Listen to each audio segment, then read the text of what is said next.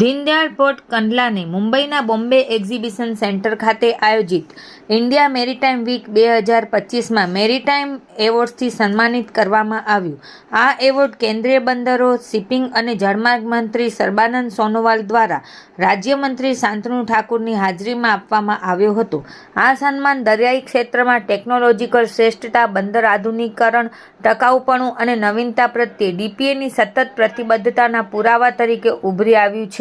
તેના અધ્યક્ષના દૂરંદેશી નેતૃત્વ હેઠળ ડીપીએ ભારતના પ્રથમ મેગાવોટ સ્કેલ ગ્રીન હાઇડ્રોજન પ્લાન્ટનું commissioning, electric green trucks, hydrogen fuel cell બસોની રજૂઆત અને સ્માર્ટ સંપૂર્ણ યાંત્રિક પોર્ટ ઇકોસિસ્ટમનો વિકાસ સહિત અનેક પાથ બ્રેકિંગ પહેલોનું નેતૃત્વ કર્યું છે, જે વિકાસ ભારત 2047 અને રાષ્ટ્રીય ગ્રીન હાઇડ્રોજન મિશનના વિઝન સાથે સુસંગત છે.